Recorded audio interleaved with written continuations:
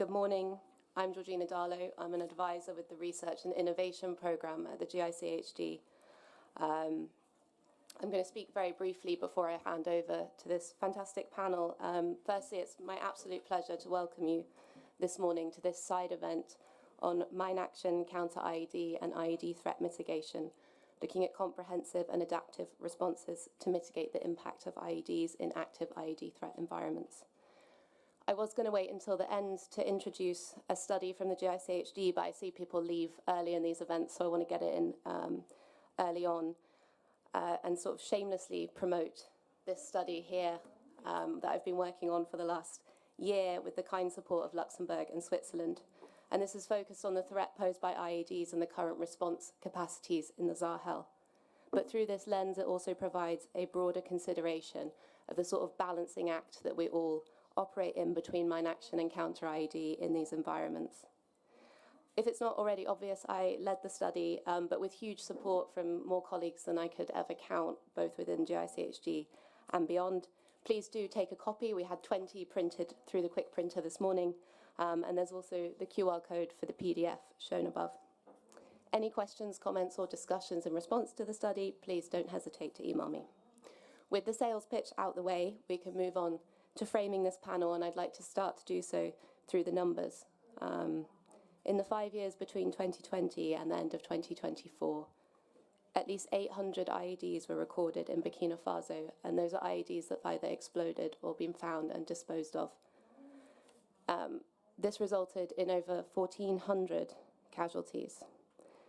More recently, in Somalia, in the first 3 months of 2026, 253 IEDs were recorded, resulting in almost 300 casualties. That's on average 100 direct victims a month in the first 3 months of 2026. And for those of us that have worked in Somalia, this is far from an uncommon number to see. Despite rarely being the intended target of attack across the Sahel and across Somalia, civilians continue to account for a disproportionate number of IED casualties. The impact of IEDs on civilians cannot be counted in numbers of direct victims alone. The effects are felt by families, they're felt by entire communities. IEDs disrupt freedom of movement. We know that they inhibit access to agricultural land. They impede traders reaching markets. Displaced people trying to seek safety have to move along roads with a risk of IEDs, and when they return to their place of origin, they're faced with that risk of contamination. IEDs disrupt access to education, they disrupt access to medical services, and they continue to impede humanitarian assistance. Despite the vast implications of IED use, we continue to see funding for response efforts fall for both mine action and counter-IED support. I'm hoping today that we'll hear from the panel a little bit about the approaches and challenges faced responding to the IED threat in active IED threat environments. I'm joined today by Commandant Korogo, the Permanent Secretary of the National Arms Control Commission in Burkina Faso, Fran O'Grady, UMAS Chief of Mine Action for the Somalia Programme, Sebastian Kasak, Head of Programmes Performance and Learning with Mines Advisory Group, and Faisal Shakur, Officer in charge of the UN Office for Mine Action and Police Advisor. Perfect. Forgive me. Mr. Krogo, can I ask that we start with you introducing the session, how Burkina Faso has responded to the threat of IEDs? All right, thank you. My presentation will be in French.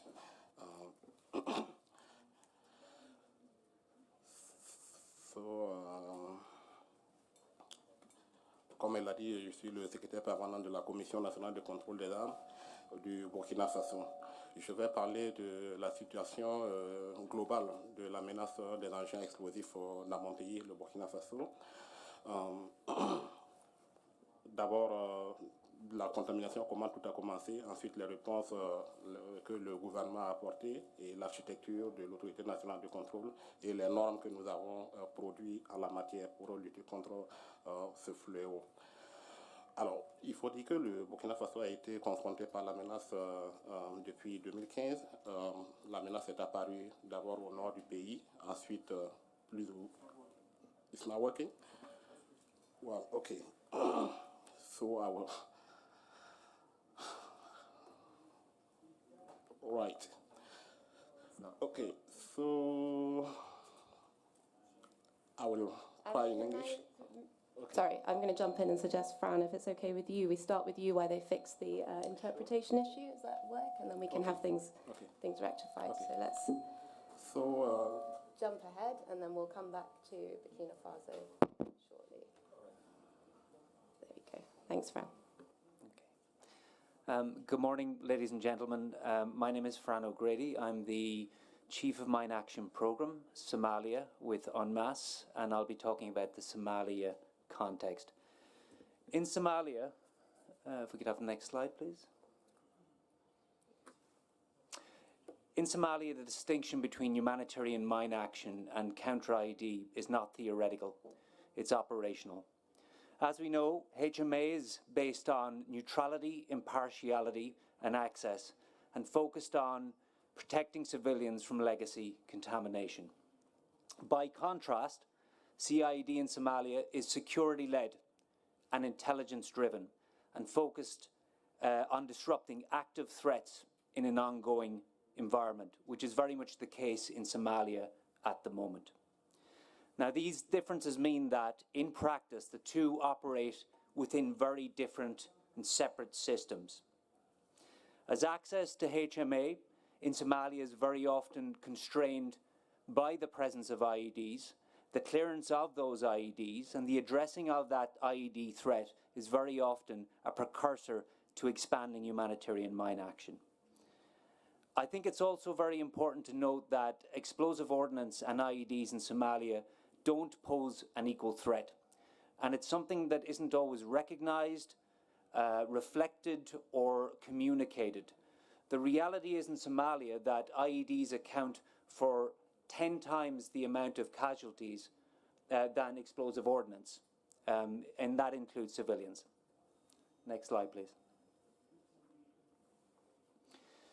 So where do we fit in terms of national architecture? Well, UNMAS operates within a dual system of complementary frameworks.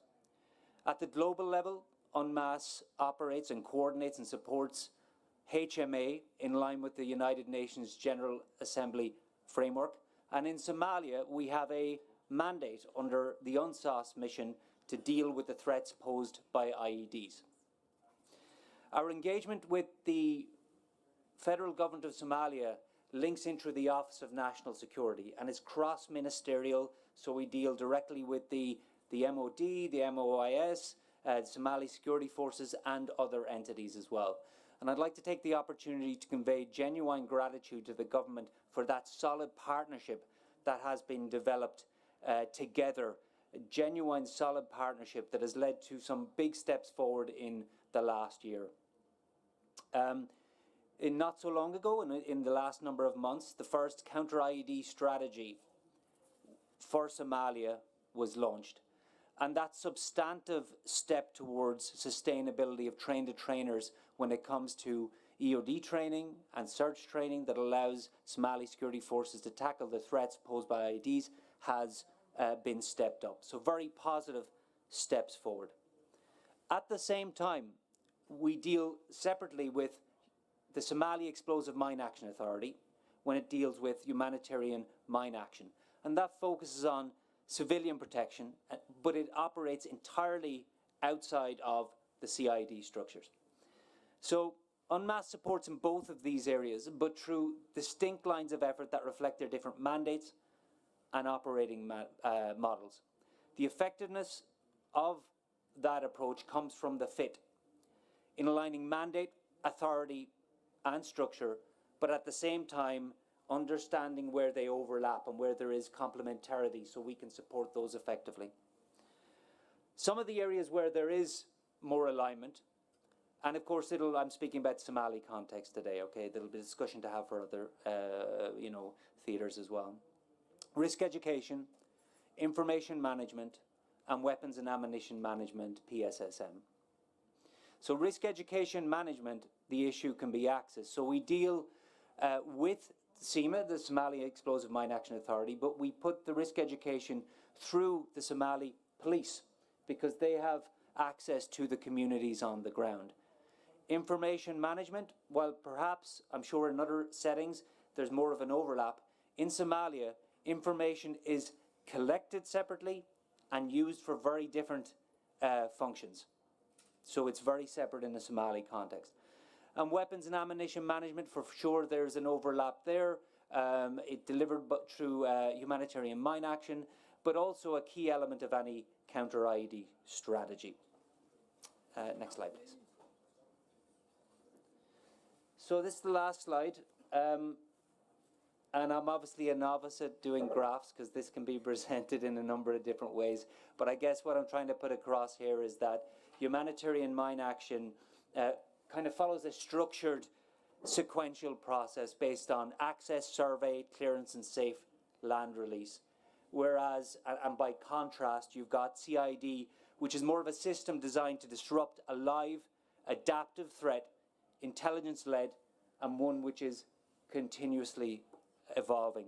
So in finishing, I would just say there is an overlap of threat, but the way HMA and CIED are delivered in a Somali context is very, very different. Thank you very much. Thanks, Fran. Brilliant to see the Counter-IED strategy validated, and I introduced Somalia to the panel with some of the numbers, but I think it's important to also highlight that of the IEDs I reported in the first quarter of this year, I think well over 50% were found and disposed of by Somali security forces, and that speaks volumes to the work that Somalia is doing and the work of you and the team. So thanks for flagging that. I'd like to go back to Commandant Korogo, if we can move the slides back, to see how things are done in Burkina Faso.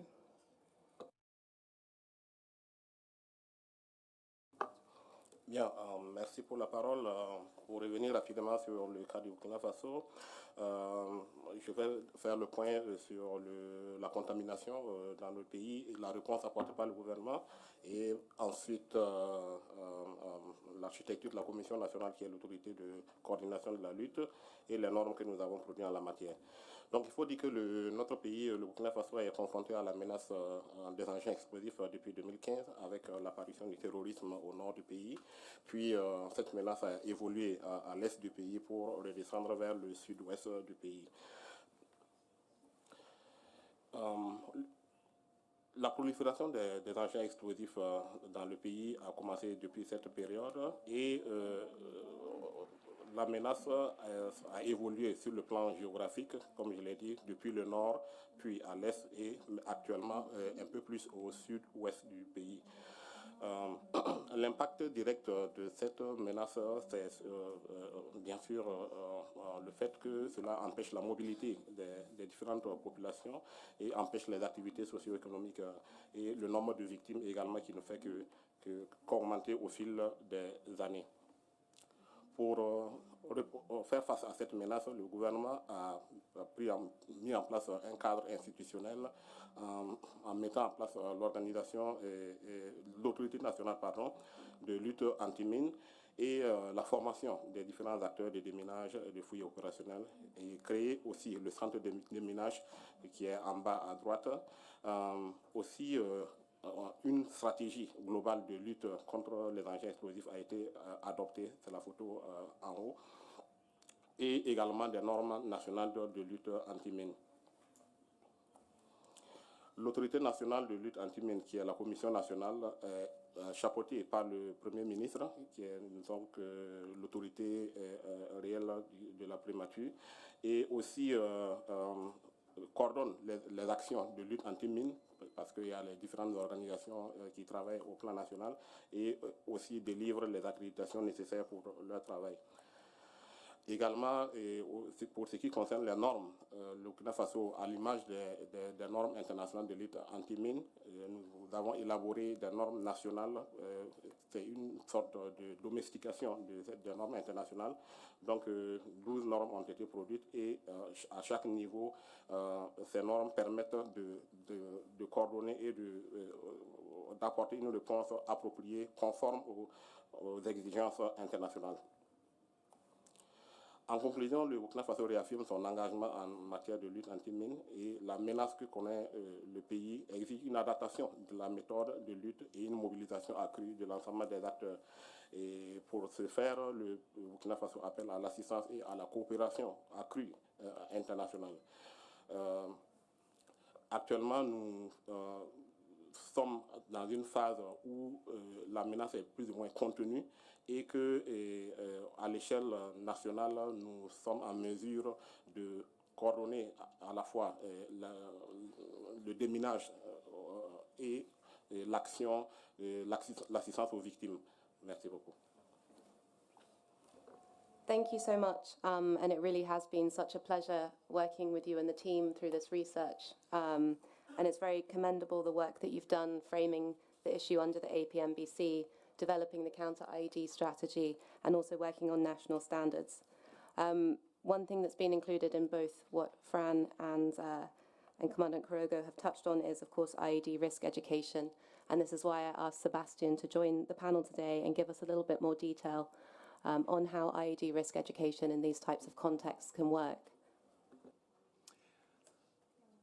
Okay, perfect. Thank you very much for giving back the floor.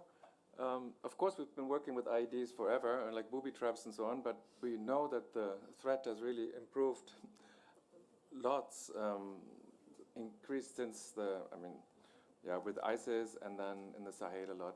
So my presentation will focus on the Sahel especially, and Burkina.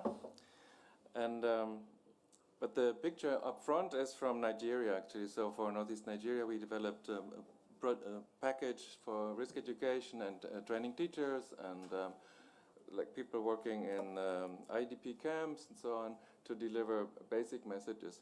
So we just use the word bombs in that case, and we don't need to go into really detail. But of course, for adults, we go into more. But you can see, we saw it on the pictures before, the jerrycan here already. Okay. What I want to show is a bit what's specific about risk education around IEDs, and then some of the challenges also from the conflict sensitivity point of view especially. I need to juggle with both. Okay.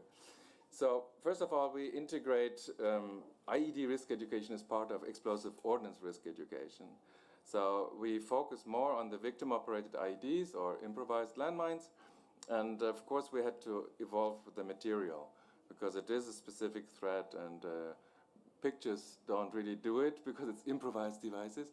So it has to be much more about clues, etc. I'll get back to that. There are three main modalities, as you probably all know, how we do risk education. So interpersonal, that's with the community, but it's also for aid workers, for companies that work there to repair a bridge, etc., etc. We do specific training for drivers because that's the biggest risk along the roads and so on in the Sahel. So to train drivers how to identify clues that there might be an issue, what to do in case of an accident, etc. Second part is mass media, digital media. People will think, oh, people don't have internet and so on. But no, you'll be surprised, and they actually pass it on among each other and in WhatsApp chats and whatever. So it makes sense. But of course, we focus on using radio in the Sahel. And these messages were developed jointly with the national authorities, approved by the government, etc.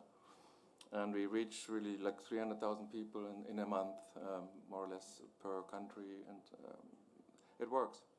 Training of educators, like training of trainers. Not every trainer is capable afterwards to train others, so we have to be a bit careful how we use that term, TOT. But so we trained educators, and the picture I had in the beginning was part of that. Conducted by gender-balanced, multitasked, multi-skilled teams.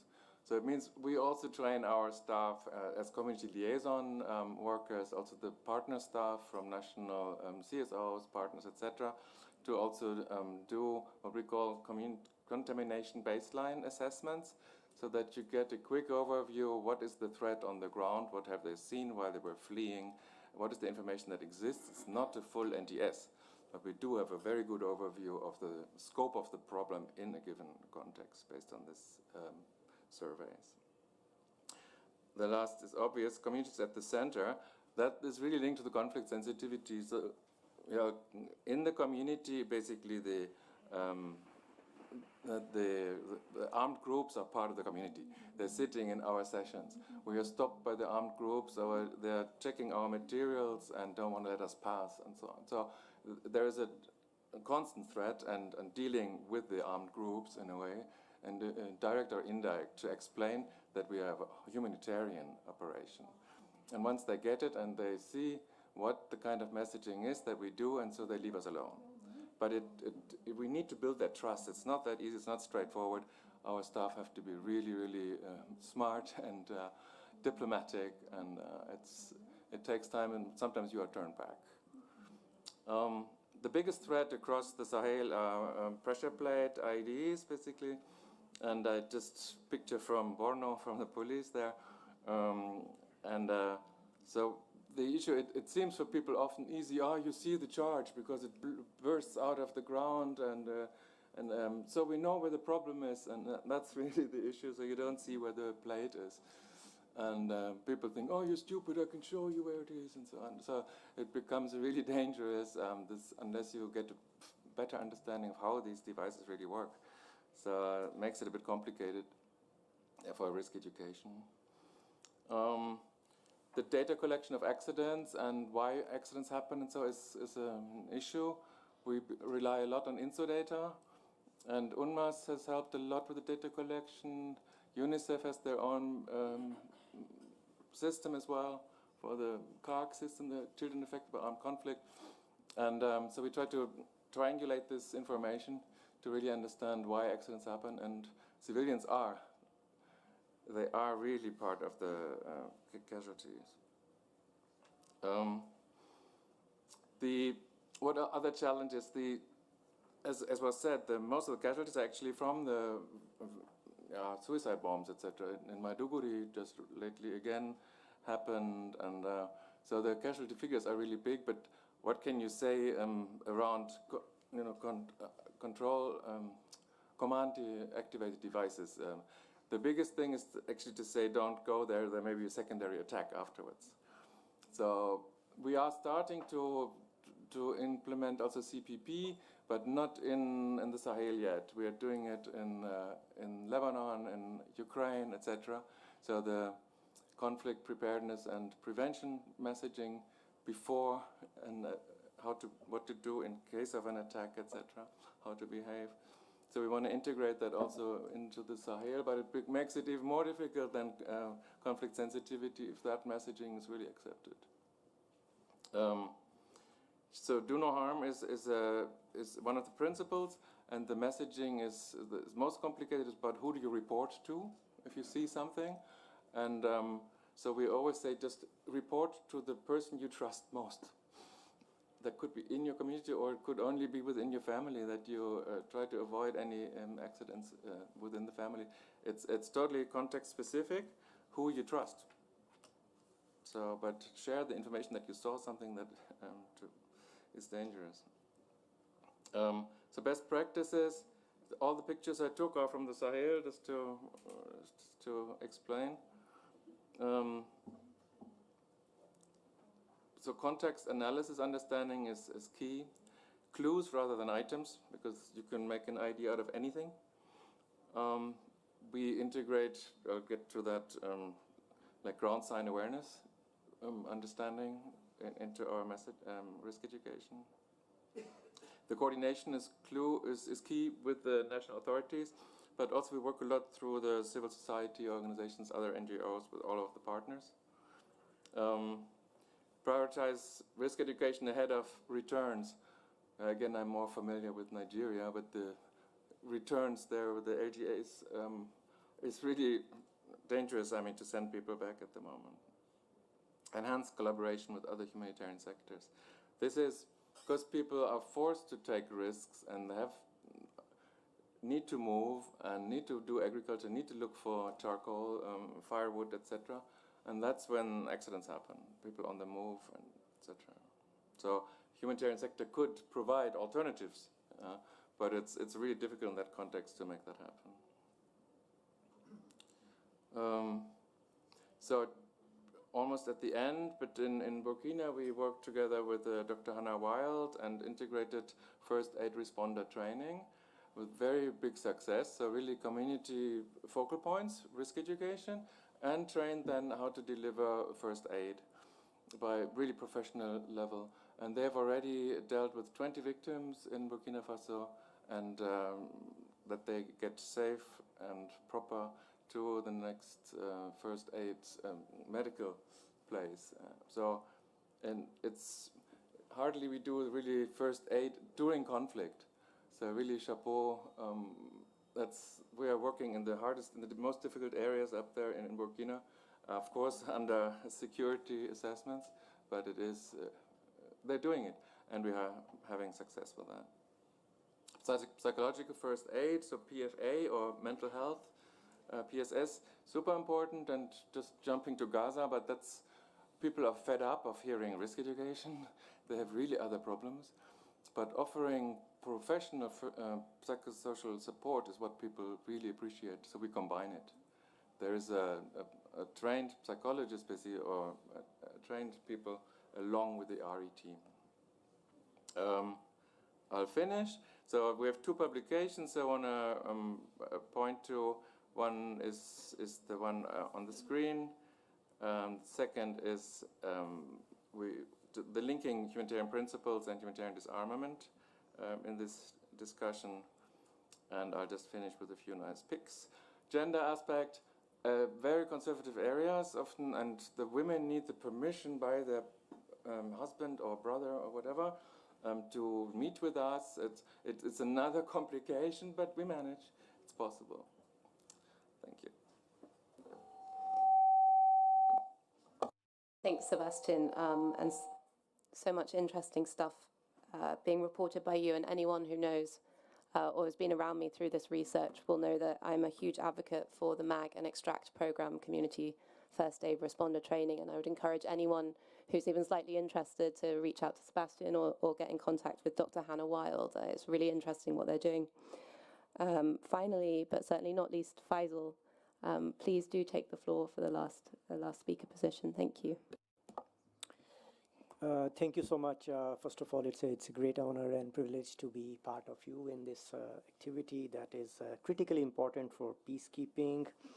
I joined you today basically as a police advisor as well as officer in charge for Mine Action and Police, which is an entity bit new and was established from January this year. And it comprised two critical components of peacekeeping, UN Police and the Mine Action. So this new organization is a kind of successor to what used to be the Office of Rule of Law and Security Institutions, which comprised also DDR, SSR, which are now moved to a bit different setting, but certainly we operate very closely. Now, this development, which I mentioned to you, this establishment of Office of Mine Action Police, aligns with the broader UN effort to address gaps in explosive ordnance response. The independent strategic review identified critical shortfalls in counter-IED capabilities, leading to the UN counter-IED strategy in April 2024. A central pillar to this strategy is ensuring personnel are properly trained and equipped to fight this threat. Proper storage, handling, and tracking help prevent loss and incidents while ensuring personnel have suitable equipment to do that. We heard from other panelists in different settings, whether it's Somalia, Burkina Faso. These efforts are globally need to be aligned and coordinated. And against this backdrop, the evolving use of improvised explosive devices and presence of explosive ordinances underscore the need for very strong complementary between mine action and policing that I explained. You already heard from our colleague from Somalia that how they use the UN police in all those initiatives in a very difficult setting, I would say, of Somalia. From a UN police perspective, IED threat mitigation is about prevention, protection, accountability, and community-centered security. UN police contribution can be underscored across basically three interrelated dimensions. First, preparedness and safe operations. That is number one. UN police officers operate daily among civilians, often in highly dense environment where explosive threat directly affects mobility and engagement. Explosive hazard awareness and the threat recognitions are therefore essential. So I give you one example in that context from the peacekeeping. For instance, in MONUSCO, which is our mission, peacekeeping mission in Congo, this has translated into enhanced preparedness, including 11 IED-related training sessions for 107 Congolese national police officers, strengthening protective measures, emergency preparedness. Second, on this one is post-incident response. Now, post-blast procedures, evidence preservation, forensic exploitation, and the investigations are core policing functions linking operational response to accountability. Here, I give you the example from one of our missions, which is in Central African Republic, we call MINUSCA. UN police and UNMAS are establishing a level 2 forensic exploitation laboratory and supporting national investigation capacity through training and mentoring. It's a joint initiative between UN police and Mine Action Close. The third is prevention and risk reduction. In this context, I would give you an example from our UN mission in South Sudan. UNMISS, the rising UXOs incidents linked to recent clashes have caused civilian casualties. So in response, the UNMISS police and UNMAS developed a joint UXO risk education and awareness plan focused on community engagements and prevention outreach. Now, while these three dimensions are common across contexts, UN police engagements remains mission specific. For instance, in Cyprus, where we also have a mission, UN police focus on safety coordination in the buffer zone by securing areas and escorting competent authorities. These operational realities are driving UN system while efforts to strengthen and further coordinate them goes on. Over the past 2 years, the Department of Peace Operations, which includes UN Mine Action and police at the moment, and as well as Office of Military Affairs and the Integrated Service Training, updated guidance culminating in the 2025 IED Threat Mitigation Handbook. In parallel, Mine Action UNMAS mobile training teams updated training packages on explosive hazard awareness, IED threat mitigation, and weapon and ammunition management. These are being further refined through a curriculum workshop in Entebbe. That is going to happen in the first week of May. So it's a kind of joint triangular partnership. Building on this foundation, the UN training partnership program is expanding support to police contributing countries across 7 member states, basically African, Cameroon, Egypt, Ghana, Mauritania, Republic of Congo, Rwanda, and Senegal. Now, this presents a significant investment in strengthening national partnership on mine action and IED threats for UN police together to make them safe and secure as much as possible. This model has a strong multiplier effect.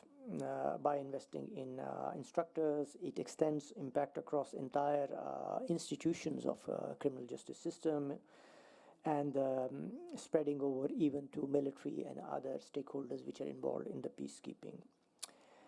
As the threat evolves, so must our response.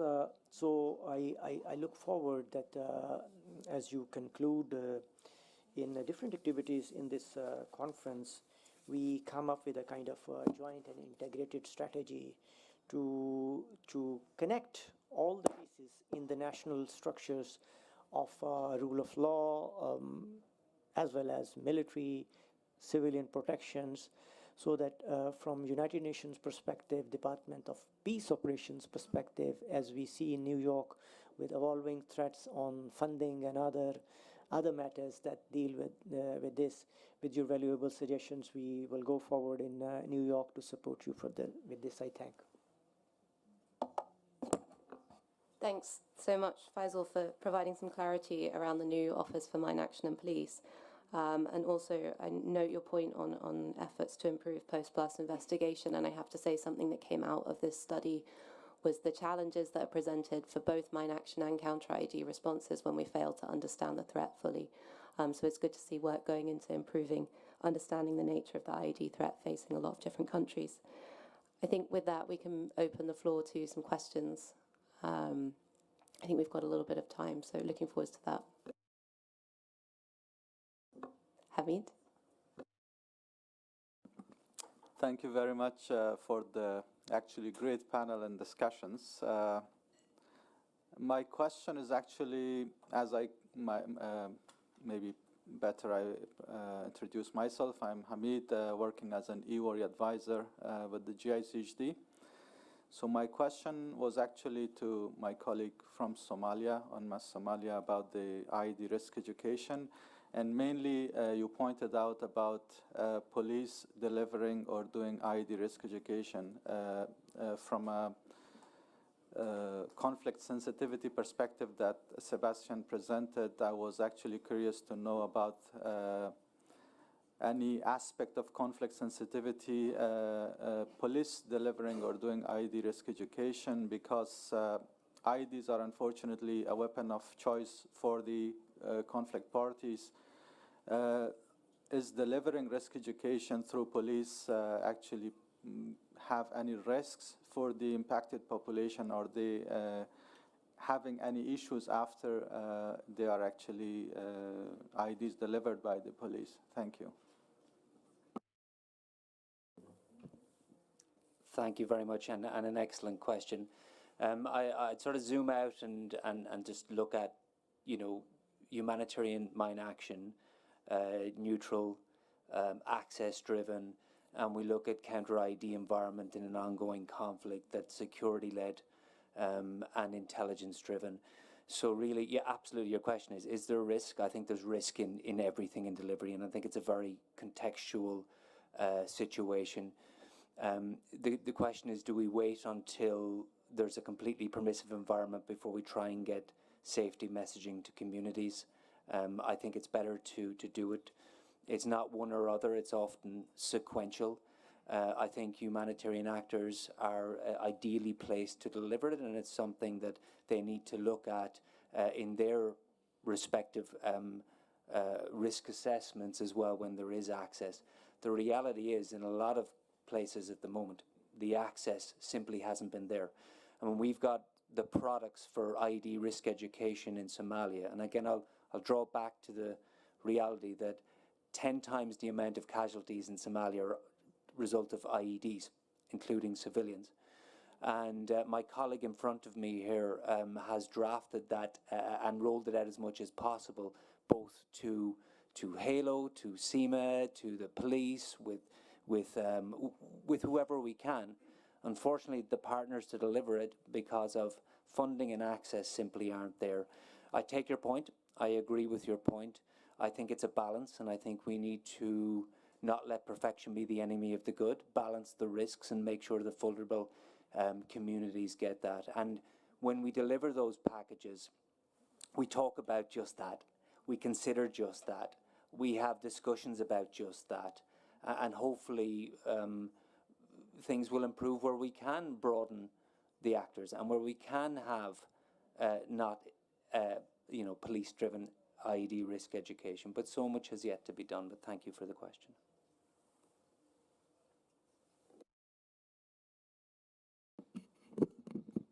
Thank you.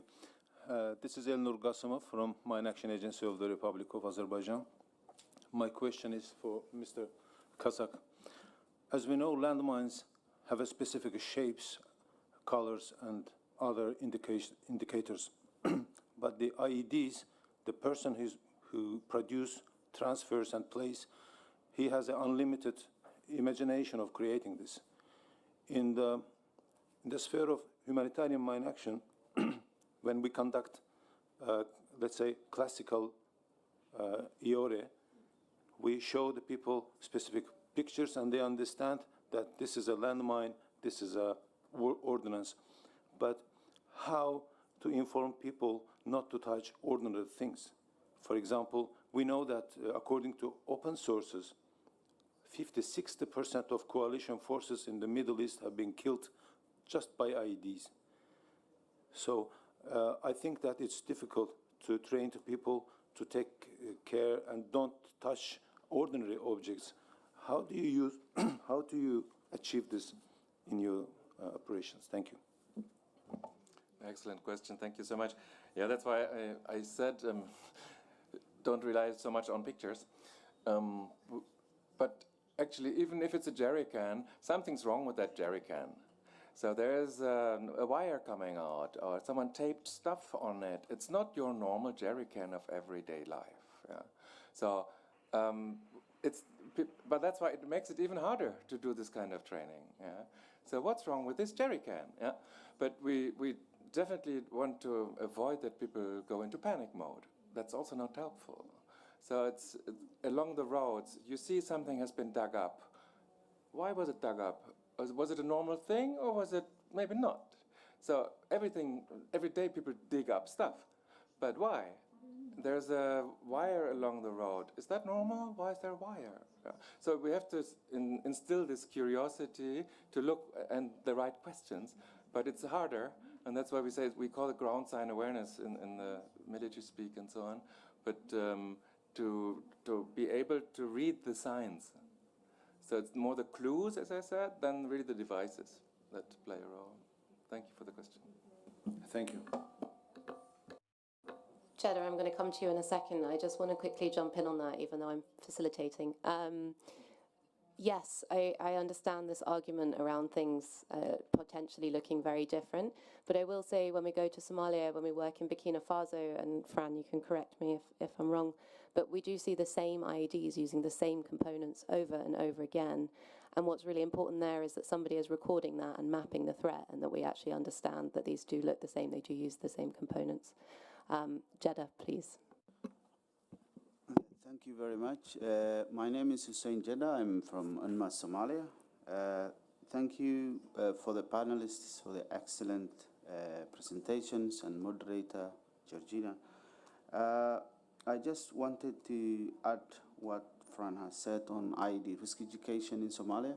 For years in Somalia, we focused on traditional risk education, which is mines and ERW. And then we realized that IEDs are killing more civilians than the mines.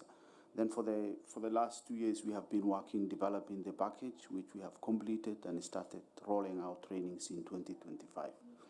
So we are now mostly focusing on TOT trainings that are given to organizations that are in place to deliver to the communities. And as colleague asked about the police, yes, we have given the police because they have access in very restricted areas where humanitarian cannot reach, so that at least communities get the message from them. And then I have questions to Sebastian. Your presentation was really excellent. I really like it is now rolling out, and we can learn a lot from you. And my question is, when you are delivering the IED risk education, do you deliver side in side with your ERW and mine risk education, or it is separated? And the other thing is also the use of mass media is something that we are exploring in Somalia. There is a very good penetration of internet and access of smartphones, so it's something that we need to look at. So which platforms you are using and how effective they are, and finally, if you can also touch on the risk management aspect, because in Somalia, Al-Shabaab is still there, so while we are delivering IED risk education, we need to be very, very careful and to ensure that risk is assessed and those delivering IED risk education are not at risk for retaliation from this. So thank you very much. Yeah, thank you so much. Maybe with the last first. I tried to address it that our teams, I mean, they're all nationals, all locals, all speak local language. We work a lot with local partners, so like women groups, and to train the women group members to deliver risk education. So it's localized as much as possible, but still, it's we don't want to put anyone at risk, people who are delivering these messages. So it has to be understood that this is a humanitarian purpose, and we are not trying to tell basically the army or whoever where the IEDs are. So it's a bit tricky because they repeatedly always mine the same roads over and over again, but it's still useful because, like in Maiduguri, they put like 9 devices and maybe 2 go off, and the other 7 they don't have time to pick them up again afterwards, so they remain. So it's this kind of explanations that are needed, that people understand. Even if there was an accident, it's not all mines are gone. And people jump out of their car after the accident, and boom, second accident happens. So yes, it has to be contextualized, and people need to understand that. And as I said, the insurgents are among the listeners. They're in the classroom, so we need to be aware of that. Your first question was about the yes, it's always integrated. So it's explosive ordnance risk education, and explosive ordnance includes IDs, but not the command-activated IDs. So that's why I said the CPP, if we do that, it would include more also command-activated devices. So I think for the CPP, that would have a chance to really discuss more what to do in case of an suicide attack or vehicle-borne IEDs and so on, which is at the moment not part of the standard packages. But there was a third element, I forgot. Digital, of course. Yeah, it's mostly Facebook, Instagram. So this package, it's really pretty cheap, and there is guidance out there from our EORE advisory group. If you go on the Geneva Center website, and there are packages of how to do things. And we are very happy with our specialists on the digital EORE to provide support. We can do also online webinar, whatever, support training and so on. It's feasible. It's been done by all of the NGOs by now, and it's pretty fast. I mean, we just have to. We always say one of the lessons is you have to test. So our messaging. So don't forget that rule that we need to first test whether people really understand what we are saying or producing and sending out there. Thanks. Thanks. I think we have time for one final question. Yes, please. Thank you so much, Ejaz from ICRC Pakistan. Thank you to all the panel for giving very good insights into the IEDs and counter-IEDs related discussion. I would put again Sebastian in the spotlight. The discussion about integrating IEDs related risk education into the EORE. I would want to hear from you about the viability of it. We talked about that there are so much dissimilarities between how IEDs risk education should be rolled out and then the EORE. I mean, the package is totally different than what we actually, put in a package for the EORE. And then we talked about the sensitivity related to it. And the do not harm principle that we all, adhere to is something that comes to the fore. So don't you think that integrating IED risk education EORE somehow undermine the effectiveness of the explosive ordnance risk education to some extent? No, thanks for the question. No, I don't think so. We have had booby traps forever, Iraq, before. It's IED as such is not new, and we have trained on what to do around booby traps in the past. It's been part of the landmine safety briefings from the beginning. So yes, it's dealt with as a separate phase within your training curriculum because it is different. But we have not faced problems in that sense. The problem is the messaging, who to inform. So what do you do as the safe behavior? That's where we're really facing problems, but that's also not only IEDs. It's if you're in an open conflict and people are laying mines, they want these mines to be effective. So it doesn't really make a difference whether it's an IED threat or an other explosive ordnance threat. If it's during conflict, you have the same issues.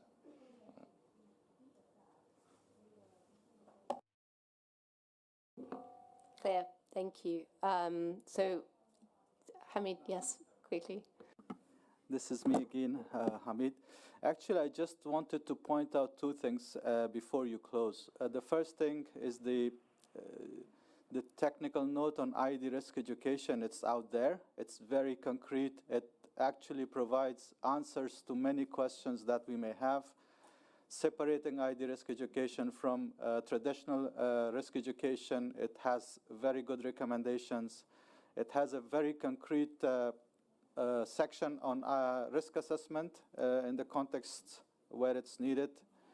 It has also the aspect of using images or not and how this could be actually substituted. This is very, very key, I suppose, and it can be a great guide if we wanted to engage in IED risk education. Also, the very last point that I wanted to highlight is about the context-specific. There is always a need for a needs assessment, even for a very small geographic location.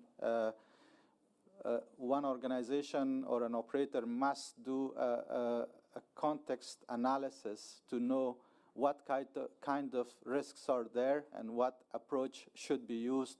So it's not generalizing the thing, but also trying to make sure that a specific type of IED risk education should be provided for a very specific location where those types of maybe items are used, so that it's not generalized, and there is ensuring that there is no confusion between the type of risk education delivered while the types of items used in that specific context are different from one and another. Thank you.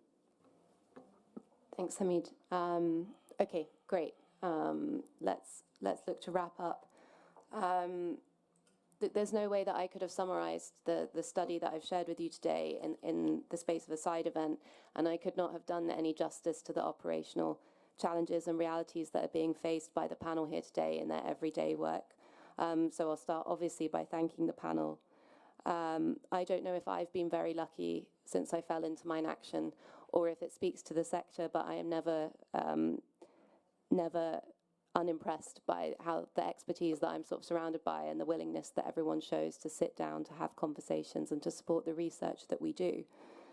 While I'm not going to sit here and go through the study itself, I would like to draw attention to a couple of the major conclusions that came out of it that were really important to me. The first is more of this, and Fran's already touched on this, but more talking about the IED threat in the Sahel, in Somalia, in Burkina Faso. The casualty numbers I presented earlier are firstly huge, and secondly probably significantly downplay the reality of the threat. When we're discussing explosive hazards in Somalia, in Burkina Faso, we are disproportionately talking about IEDs, and we need to be carrying on talking about that. The second is to encourage more sharing of experiences, not just between countries and regions, but between the Counter-IED and the mine action spaces in areas where there is complementarity. We have had a lot of questions on IED risk education, and that is not happening when I sit in Counter-IED conferences. So where we have these shared initiatives, risk education, information management, victim assistance and advocacy, let's make sure that we're leveraging the best that both parts of the sector have to offer.